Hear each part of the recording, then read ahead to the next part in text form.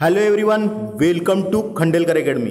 इस लेक्चर में हम मध्य प्रदेश का आधुनिक इतिहास डिस्कस करेंगे। मध्य प्रदेश का आधुनिक इतिहास चल रहा था, उसमें पार्ट पहला डिस्कस करके हुआ था, ये पार्ट टू है। पार्ट टू डिस्कस करेंगे जिसमें होलकर वंश या होलकर रियासत डिस्कस करेंगे। तो वीडियो को ध्यान से देखिएगा और वीडियो पे बने रहें और वीडियो को पूरा देखें, समझ में आपको आएगा। यह लेक्चर मेरे द्वारा दिया जा रहा है। My name is Vikram Khandelkar. तो आइए शुरू करते हैं देरी न करते हुए। होलकर रियासत लेक्चर अगर पसंद आएगा तो चैनल पे बने रहें और हमारे इस चैनल को सब्सक्राइब करना बिल्कुल ना भूलें। तो आइए शुरू करते हैं। तो देखिए पहला फैक्ट, होलकर वंश के संस्थापक मल्हर राव होलकर का जन्म पुणे के पास होल नामक स्थान पर हुआ था। पुणे के पास होल नामक स्थान पर हुआ था। होलकर नाम कैसे पड़ा? हल गांव, वहां पे एक गांव था हल गांव। नीरा नदी पूना से उत्पन्न हुआ है। पूना में नीरा नदी पूना से उत्पन्न हुआ है। तो ये एक इंपॉर्टेंट फैक्ट था फ्रेंड्स। तो इसमें से मैं बताता हूं और क्या क्या क्वेश्चन बन सकते हैं। तो ये मल्हर राव होलकर, ये इंपॉर्टेंट है। ये मालवा के प्रथम मराठा सूबेदार थे मल्हर राव होलकर, और होलकर वंश के संस्थापक थे। तो डायरेक्ट क्वेश्चन आता है, होलकर वंश के संस्थापक कौन थे? मल्हर राव होलकर थे, ये याद रखना है। और मल्हर राव होलकर से एक और होलकर वंश मालवा, देखिए इनसे और क्या क्वेश्चन बन सकते हैं। इनसे एक क्वेश्चन और बनता है, होलकर वंश को मल्हर राव होलकर ने प्रारंभ किया था, जो 1721 में पेशवा की सेवा में शामिल हुए और जल्द ही सूबेदार बन गए थे। क्या समझ में आया? होलकर वंश मल्हर राव होलकर ने प्रारंभ किया था, जो 1721 में पेशवा की सेवा में शामिल हुए और जल्द ही सूबेदार बन गए थे। तो ये पहला फैक्ट आपको समझ में आ गया होगा। ये होल गांव के निवासी थे, इस कारण ये होलकर नाम पड़ा। तो डायरेक्ट क्वेश्चन आएगा, होलकर वंश के संस्थापक कौन थे? मल्हर राव होलकर। ये पहला फैक्ट कंप्लीट होता है फ्रेंड। दूसरे फैक्ट में चलते हैं अपन। मल्हर राव होलकर को मालवा में 5 महलों की पहली सनद 1727 में प्राप्त हुई। तो 1727 में प्राप्त हुई। महत्वपूर्ण है कि पेशवा बाजीराव प्रथम ने मल्हर राव को मालवा के चौथ और सर देशमुखी वसूल करने के लिए नियुक्त किया था। चौथ और सर देशमुखी वसूल करने के लिए नियुक्त किया था किसने? पेशवा ने। ये चौथ और सर देशमुखी क्या है? ये कर थे, ये एक प्रकार के कर थे, ये याद रखना, ये कर थे। तो ये सेकंड फैक्ट भी आपको समझ में आ गया होगा। अगले फैक्ट पे चलते हैं। होलकर और पंवार की सनदों की पुष्टि 16 सितंबर 1729 में हुई थी। तो ये एक फैक्ट इंपॉर्टेंट है। ये सनदों की पुष्टि, यानी ये सनद का मतलब बहादुर बलवान होता है। तो यहाँ की पुष्टि मालवा पे होलकर और पंवार के सनदों की पुष्टि 16 सितंबर 1729 को हुई थी। तो ये इंपॉर्टेंट फैक्ट है फ्रेंड्स एक। उसके बाद अगला चलते हैं। पेशवा ने 29 जुलाई 1732 को मालवा का औपचारिक दस्तावेज द्वारा विभाजन कर सिंधिया, होलकर व 3 पंवार सरदारों के मध्य कर दिया था। तो ये फैक्ट इंपॉर्टेंट है फ्रेंड्स, इसे याद रखना है। क्या है? देखिए फिर से, पेशवा ने 29 जुलाई 1732 को मालवा का औपचारिक दस्तावेज द्वारा विभाजन कर सिंधिया, होलकर व 3 पंवार सरदारों के मध्य कर दिया था। ये तारीख इंपॉर्टेंट है, 29 जुलाई 1732। मालवा पर, मध्य प्रदेश यानी मालवा पर होलकर राज्य की स्थापना कब की गई थी करके आ सकता है क्वेश्चन, यानी नींव कब पड़ी? मालवा पर होलकर राज्य की नींव कब पड़ी? तो ये तारीख है, ये याद रखें। इस प्रकार का क्वेश्चन बन सकता है। तो 3 लोगों के मध्य कर दिया था इनने, सिंधिया, होलकर और 3 पंवार सरदारों के मध्य कर दिया था। तो देखते हैं आगे और फैक्ट में क्या बोला गया है। मालवा प्रदेश, इंदौर, देवालपुर और बेटमा सहित 28.5 परगाने शामिल थे। तो मालवा का जो क्षेत्र था उसमें इंदौर, देवालपुर, बेटमा सहित 28.5 परगाने शामिल थे। इतना बड़ा था मालवा क्षेत्र उस टाइम पे। तो ये बताया गया है। अब देखिए उसके बाद अगला फैक्ट देखिए, इंपॉर्टेंट है। इस बंदोबस्त द्वारा मालवा पे मराठा राज्य की नींव पड़ी। इस बंदोबस्त द्वारा मालवा पर मराठा राज्य की नींव पड़ी, जो होलकर इंदौर में, यानी होलकर वंश, होलकर रियासत इंदौर में, सिंधिया रियासत ग्वालियर में, और ये याद रखना है फ्रेंड्स, देखिए होलकर रियासत इंदौर में, सिंधिया रियासत ग्वालियर में, आनंद राव पवार, ये धार रियासत मिली थी इसको, आनंद राव पवार को धार रियासत मिली थी। तो क्वेश्चन आता है, याद रखना, ये आनंद राव पवार को धार रियासत मिली थी। तुकोजी को देवास की बड़ी पंक्ति, तुकोजी को देवास की बड़ी पंक्ति तथा जीवाजी को देवास की छोटी पंक्ति द्वारा शामिल थे। तो ये क्षेत्र शामिल किए गए थे। तो ये सही जोड़ी में पूछा जा सकता है, तो ये फैक्ट याद रखना है। देखिए होलकर को इंदौर में, होलकर वंश की स्थापना किसने की थी? मल्हर राव होलकर ने इंदौर में। एक ये याद रखना है, याली रियासत मिली थी। सिंधिया को मिली थी ग्वालियर, और किसने की थी? राणोजी सिंधिया ने। ये आपको सिंधिया वंश पढ़ाएंगे जब आगे आएगा, इसके बाद वाला लेक्चर, ये पार्ट 2 है। तो उसके बाद आनंद राव पवार को धार रियासत और तुकोजी को देवास की बड़ी पंक्ति, ये याद रखना है, तुकोजी को देवास की बड़ी पंक्ति और जीवाजी को देवास की छोटी पंक्ति द्वारा शामिल थे। तो ये वाला फैक्ट आपको समझ में आ गया होगा। आगे चलते हैं अपन। मल्हर राव होलकर ने पानीपत के तृतीय युद्ध में भाग लिया था। ये इंपॉर्टेंट फैक्ट है एक। मल्हर राव होलकर ने पानीपत के तृतीय युद्ध में भाग लिया था। पानीपत का तृतीय युद्ध कब हुआ था? 14 जनवरी 1761 को। तारीख आ जाती है पूरी कभी कभी, इसलिए याद रखना है। 14 जनवरी 1761 को हुआ था। मराठा और अहमद शाह अब्दाली के बीच हुआ था। मराठा और अहमद शाह अब्दाली के बीच हुआ था, जिसमें मराठों की हार हुई थी। तो ये भी याद रखना है, समझ में आ गया होगा ये फैक्ट। उसके बाद अगला फैक्ट देखते हैं। 26 मई 1766 को आलमपुर में मल्हर राव की आकस्मिक मृत्यु हो गई।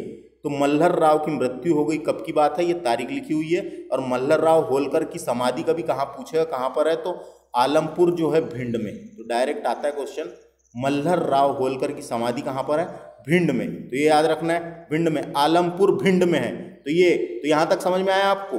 आकस्मिक मृत्यु के पश्चात उसका नाती मल्हर राव होलकर का पुत्र खंडेराव के नाम से मल्हर राव की पुत्र वधू अहिल्याबाई होलकर ने पेशवा की अनुमति से प्रशासन को कार्यभार संभाला। महत्वपूर्ण है कि सेनापति तुकोजी होलकर को ने संभाला था। तो देखिए फैक्ट को मैं आपको समझाता हूं अच्छे से, क्या कहा जा रहा है। मल्हर राव होलकर का पुत्र था कौन? खंडेराव होलकर। ये याद रखना है नाम, खंडेराव होलकर का विवाह अहिल्याबाई के साथ हुआ था।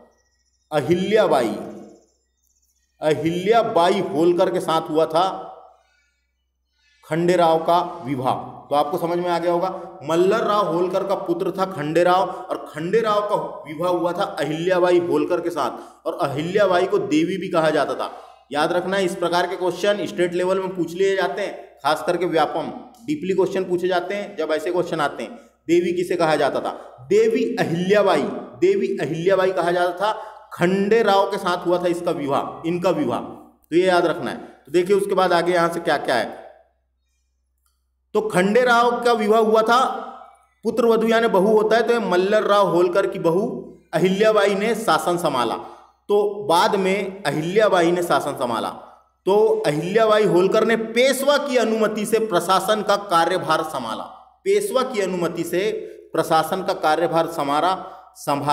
महत्वपूर्ण है कि सेनापति तुकोजी होलकर ने संभाला था। तो डायरेक्ट क्वेश्चन आता है फ्रेंड्स यहां से, अहिल्याबाई होलकर ने सेनापति किसे नियुक्त किया था? तुकोजी होलकर को। तो ये याद रखना है, अहिल्याबाई होलकर ने सेनापति तुकोजी होलकर को नियुक्त किया था। तो डायरेक्ट पूछा जाता है। देखिए मल्हर राव होलकर का पुत्र था खंडेराव होलकर का विवाह हुआ था अहिल्याबाई के साथ। खंडेराव की मृत्यु के पश्चात अहिल्याबाई ने कार्यभार संभाला था, और सेनापति किसे नियुक्त किया था? तुकोजी होलकर को। तो ये क्वेश्चन आते हैं, सेनापति किसे नियुक्त किया था, तो ये याद रखना है। उसके बाद देखिए अगला फैक्ट, 1766 में, तारीख इंपॉर्टेंट है, 1766 में अहिल्याबाई ने महेश्वर को अपनी राजधानी बनाया था। डायरेक्ट क्वेश्चन आता है, होलकर वंश में किसने महेश्वर को अपनी राजधानी बनाया था? तो देवी अहिल्याबाई होलकर ने महेश्वर को अपनी राजधानी बनाया था। और इसकी राजधानी इंदौर थी। होलकर वंश की राजधानी इंदौर थी, लेकिन अहिल्याबाई होलकर ने महेश्वर को अपनी राजधानी बनाया था। तो महेश्वर कहाँ पर आता है? खरगोन में। तो ये याद रखना, डायरेक्ट आएगा क्वेश्चन। महेश्वर को राजधानी किसने बनाया था? अहिल्याबाई, देवी अहिल्याबाई होलकर ने। कब? 1766। सन भी आ सकता है, याद रखना है। अगला फैक्ट चलते हैं। 13 अगस्त 1795 को 70 वर्ष की आयु में अहिल्याबाई की मृत्यु हो गई। वहीं 15 अगस्त 1796 को पुणे में तुकोजी होलकर की मृत्यु हो गई। तो ये तुकोजी होलकर जो सेनापति थे, उनकी भी मृत्यु हो गई। तो ये मृत्यु की तारीख लिखी हुई है। तो उसके बाद आगे चलते हैं अपन। होलकर वंश के शासकों ने इंदौर पर लगभग 2 शताब्दी तक राज्य किया था। होलकर वंश ने इंदौर में लगभग 2 शताब्दी तक राज्य किया था, ये बताया गया है। अब देखिए आखिरी फैक्ट है इसमें से, इसको देखते हैं, इंपॉर्टेंट है। होलकर वंश के अंतिम शासक, होलकर वंश का अंतिम शासक पूछा जाता है।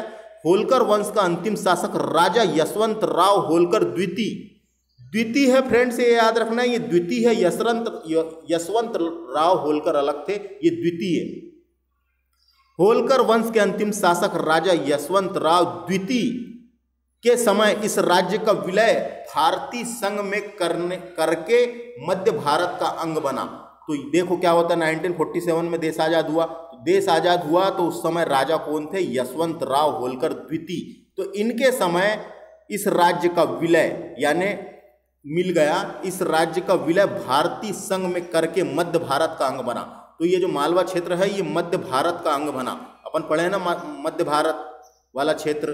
तो ये मध्य भारत, जिसकी राजधानी इंदौर और ग्वालियर थी, तो ये इसका अंग बना। 1947 की बात है, जब भारत देश आजाद हुआ तो ये भारत का अंग बना। उस समय राजा कौन थे? तो ये यशवंत राव होलकर द्वितीय। तो ये फैक्ट आपको यहाँ तक समझ में आए होंगे, जो भी मैंने बताया। और देखो क्या क्या क्वेश्चन आ सकते हैं, याद करके बता रहा हूँ मैं थोड़ा सा आपको। यहाँ से देखिए, यशवंत राव होलकर ये महत्वपूर्ण शासक रहे हैं, आखिरी शासक थे। इनकी उपाधि महाराजा धीराज की थी, राज राजेश्वरी और अली जहाँ बहादुर की थी। इन्हें कहा जाता था, इनको उपाधि दिया गया था महाराजा धीराज, राज राजेश्वरी, अली जहाँ बहादुर की उपाधि थी। और शासन की भागदौड़ संभाली थी इन्होंने आखिरी में। तो ये याद रखना है, होलकर वंश के इनका नाम यशवंत राव होलकर द्वितीय था। तो ये याद रखें। अब देखिए यहाँ से होलकर वंश फिर से दिया हुआ है। तो जो इंपॉर्टेंट फैक्ट हैं ये रहे हैं, जो परीक्षा के हिसाब से हैं वो दिए हुए हैं, तो इनको अपने को देखना है। तो इसको भी मैं आपको बताता हूँ एक एक करके, वीडियो को ध्यान से देखिएगा, यहाँ से क्वेश्चन बन जाते हैं। खास करके MPPSC में आधुनिक मध्य प्रदेश के ही क्वेश्चन पूछे जाते हैं फ्रेंड्स, इसलिए आधुनिक मध्य प्रदेश को अच्छे से पढ़ेंगे अपन। हमारे चैनल पर बने रहें, लेक्चर पसंद आएगा तो सब्सक्राइब भी करें। तो देखिए अगला फैक्ट देखते हैं अपन होलकर वंश से। यहाँ से होलकर व ब्रिटिश सरकार के मध्य प्रथम संधि 1805 में हुई थी। होलकर व ब्रिटिश सरकार के मध्य प्रथम संधि 1805 में हुई थी, जिसे राजपुर घाट की संधि कहा जाता था। यही संधि को राजघाट की संधि भी कहा जाता था, के नाम से जाना जाता था। राजघाट की संधि कब हुई थी करके क्वेश्चन आ सकता है। 1805 में हुई थी, होलकर और ब्रिटिश के मध्य हुई थी, की गई थी। इस समय देखिए, इस समय यशवंत राव राज्य प्रमुख थे। तो ये यशवंत राव प्रथम है, यशवंत राव राज्य प्रमुख थे। तो आ सकता है क्वेश्चन, राजघाट की संधि यशवंत राव और ब्रिटिश सरकार के मध्य हुई थी। ये यशवंत राव कब से कब तक थे? 1798 से 1811 तक के शासन करे हैं इन्होंने। तो ये वाला फैक्ट समझ में आ गया होगा। डायरेक्ट क्वेश्चन आएगा, राजघाट की संधि 1805 में हुई थी, होलकर और ब्रिटिश के मध्य। ये एक क्वेश्चन बनता है यहाँ से। उसके बाद आगे चलते हैं अपन। मल्हरराव द्वितीय है फ्रेंड्स, ये याद रखना है, ये द्वितीय है। मल्हरराव प्रथम जो थे, जिन्होंने तो स्थापना किए थे, संस्थापक थे, ये द्वितीय है। तो मल्हरराव द्वितीय 1811 से 33 तक शासन करे थे, यानी के समय थे। महितपुर की लड़ाई हुई थी, एक महितपुर तहसील है, वर्तमान में अभी भी है उज्जैन जिले में। तो महितपुर की लड़ाई हुई थी, यानी महितपुर का युद्ध क्वेश्चन आ सकता है। महितपुर का युद्ध हुआ था, महितपुर का युद्ध। तृतीय आंग्ला मराठा युद्ध, ये अंग्रेज और मराठा के बीच हुआ था। तृतीय आंग्ला मराठा युद्ध में मराठों की पराजय हुई थी यानी हार हुई थी, जिसके तहत फलस्वरूप मंदसौर की संधि साइन की गई थी। जिसके फलस्वरूप मंदसौर की संधि साइन की गई थी 1818 में। तो यहाँ से एक क्वेश्चन ये भी आ सकता है। महिदपुर की लड़ाई के बाद कौन सी संधि साइन की गई थी? महिदपुर की संधि साइन की गई थी 1818 में। तो डायरेक्ट क्वेश्चन सन आ सकते हैं जब डीपली बनेंगे क्वेश्चन। मंदसौर की संधि कब साइन की गई थी? 1818 में। किसके बीच? होलकर और अंग्रेजों के बीच, तृतीय अंगल मराठा युद्ध के पराजय के बाद। तो ये फैक्ट याद रखना है आपको। एक यहाँ समझ में आ गया क्या? महिदपुर की लड़ाई के तहत मंदसौर की संधि साइन हुई थी 1818 में। तो ये ऐसा याद रखें यहाँ से। उसके बाद आगे चलते हैं अपन। तुलसाबाई होलकर मल्हरराव द्वितीय की माता थी। मल्हरराव द्वितीय की माता थी कौन? तुलसाबाई होलकर। तो ये एक फैक्ट है यहाँ से। अगला फैक्ट चलते हैं अपन।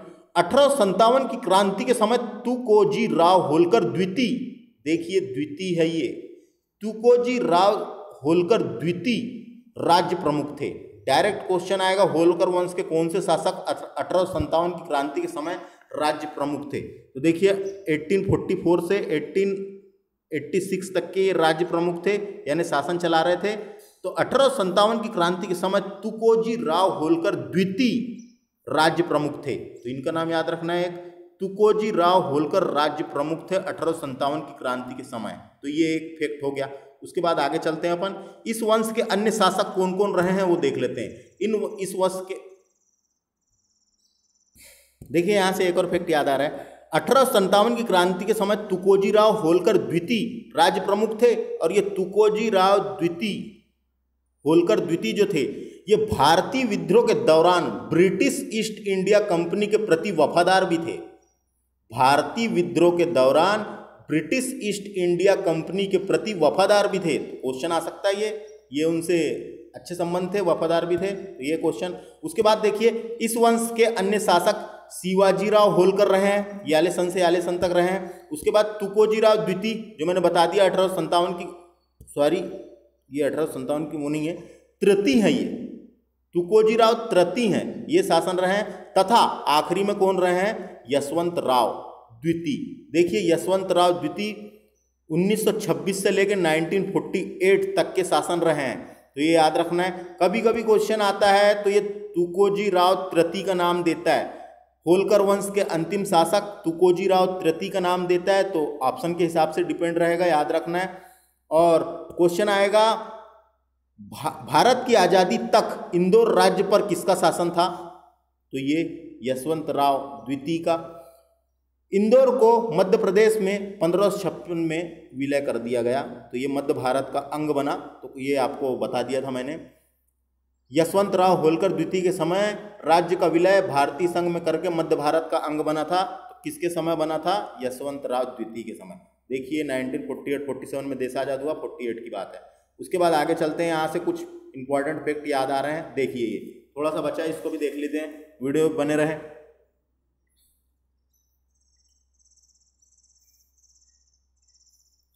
भीमाबाई होलकर यशवंतराव होलकर की पुत्री तथा मल्हरराव द्वितीय की बहन थी। मल्हरराव द्वितीय की बहन थी ये भीमाबाई होलकर। ये इंपॉर्टेंट नाम है एक, भीमाबाई होलकर। तो इनसे क्वेश्चन आ जाते हैं। भीमाबाई होलकर यशवंतराव होलकर की पुत्री व मल्हरराव की द्वितीय की बहन थी। महत्वपूर्ण है कि 1817 में इन्होंने ब्रिटिश एजेंडा मैल्कम के विरुद्ध गुरिल्ला पद्धति से लड़ाई लड़ी थी। देखिए क्वेश्चन आता है, किसने लड़ाई लड़ी थी? 1817 में इन्होंने ब्रिटिश एजेंडा मैल्कम ये नाम इंपॉर्टेंट है, ब्रिटिश एजेंडा मैल्कम थे, मैल्कम के विरुद्ध गुरिल्ला पद्धति से लड़ाई करी थी। और होलकर वंश में भीमाबाई प्रथम महिला थी जिन्होंने ब्रिटिश सरकार के प्रति विद्रोह किया था। तो ये क्वेश्चन आएगा, ये क्वेश्चन इंपॉर्टेंट है। होलकर वंश की भीमाबाई प्रथम महिला थी, भीमाबाई प्रथम महिला थी जिन्होंने ब्रिटिश सरकार के प्रति विद्रोह किया था। तो ये नाम आएगा, ब्रिटिश सरकार के प्रति विद्रोह किया था। तो क्यों किया था इसकी भी कहानी मैं आपको बताता हूं। क्या हुआ था? मंदसौर की संधि साइन हुई थी। अभी अपन ने पढ़े थे मंदसौर की संधि, मंदसौर की संधि साइन हुई थी ना 1818 में। 1818 में मंदसौर की संधि में इन्होंने साइन करने से मना कर दिया था। मंदसौर की संधि में इन्होंने साइन करने से इनकार कर दिया था। इसके तहत इसके तहत 1817 में, देखिए 1818 में साइन हुई थी, लेकिन इन्होंने 1817 में इन्होंने ब्रिटिश एजेंडा मैल्कम के विरुद्ध गुरिल्ला पद्धति से लड़ाई लड़ी। तो ये याद रखना है, इन्होंने लड़ाई लड़ी थी। और होलकर वंशी भीमाबाई प्रथम महिला थी जिन्होंने ब्रिटिश सरकार के प्रति विद्रोह किया था। तो ये क्वेश्चन आ सकता है, डायरेक्ट आ सकता है ये। इन्होंने मंसूर की संधि साइन करने से इनकार कर दिया था, उसके वजह से लड़ाई हुई थी। तो ये प्रथम महिला थी जिन्होंने ब्रिटिश सरकार के प्रति विद्रोह किया था, होलकर वंश की। तो ये याद रखना है, नाम इनका भीमाबाई। तो ये याद रखें। उसके बाद देखिए आखिरी फैक्ट क्या कहता है। तो ये उधर वाली बात को फिर से लिखा है, मल्लर राव के पुत्र खंडेराव की मृत्यु 17 मार्च, खंडेराव जो इधर अपन पढ़ लिए हैं वही खंडेराव है। खंडेराव 17 मार्च 1754 में कुंभेर किले की घेराबंदी के समय हुई थी। तो मल्हर राव के पुत्र खंडेराव की मृत्यु हुई थी, उसके बाद ही तो अहिल्याबाई, देवी अहिल्याबाई ने शासन की भागदौड़ संभाली थी, है ना, मैंने बताया था आपको ये।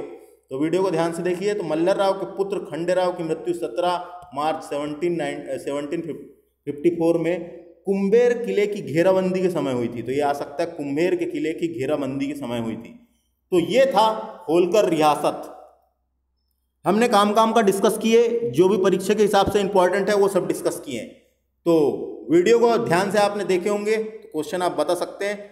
यहाँ से आराम से मैंने बता दिया हूँ होलकर वंश के संस्थापक कौन थे और क्या थे और किस प्रकार के क्वेश्चन आते हैं। तो मध्य प्रदेश में होलकर वंश से इतने ही क्वेश्चन बनते हैं फ्रेंड्स। वीडियो को ध्यान से देखिए। ये पार्ट 2 था, आधुनिक इतिहास चल रहा है मध्य प्रदेश का, ये पार्ट 2 था जिसमें होलकर वंश डिस्कस किए थे। इसके बाद वाला लेक्चर आएगा सिंधिया वंश का, जो पार्ट 3 कहलाएगा। तो आपको हमारा लेक्चर कैसा लगा आप हमें कमेंट करके बता सकते हैं, और हमारे इस चैनल को सब्सक्राइब करें बिल्कुल भी। आपको हमारे इस चैनल से पढ़ने में मदद मिलेगी और आसानी जाएगी। तो मिलते हैं फ्रेंड्स अगले लेक्चर में। नमस्ते।